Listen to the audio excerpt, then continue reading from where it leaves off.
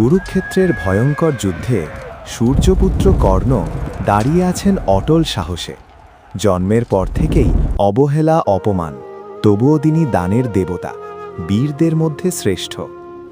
অন্যদিকে রথের সারথি হয়ে সব কিছু লক্ষ্য করছেন শ্রীকৃষ্ণ। তিনি জানতেন কর্ণ বেঁচে থাকলে পাণ্ডবদের জয় অসম্ভব। যুদ্ধের মাঝে হঠাৎ কর্ণের রথের চাকা কাদায় আটকে গেল। সেই সময় তিনি ধর্ম মেনে অস্ত্র নামিয়ে চাকা তুলতে লাগলেন। কর্ণ বললেন, অর্জুন, ক্ষত্রিয় ধর্ম মানো, আমাকে সুযোগ দাও।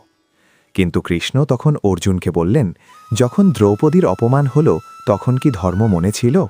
যখন অভিমন্যুকে অন্যায়ভাবে হত্যা করা হলো তখন কি ধর্ম ছিল? কৃষ্ণের কথায় দ্বিধা ভাঙল অর্জুনের। তিনি তীর তুললেন। ঠিক সেই মুহূর্তে অসহায় অবস্থায় কর্ণ বধ হলেন। এইভাবেই কৃষ্ণ কৌশলে ধর্ম রক্ষার জন্য কর্ণকে বধ করালেন। কুরুক্ষেত্রের ধুলোর মাঝে সূর্যপুত্র কর্ণের পতন শুধু এক বীরের মৃত্যু নয়, এক যুগের ট্র্যাজেডি। সনাতনী হয়ে থাকলে এই চ্যানেলটিকে অবশ্যই সাবস্ক্রাইব করবেন এবং ভিডিওটিতে একটি লাইক করে কমেন্টে লিখে যাবেন জয় শ্রীকৃষ্ণ।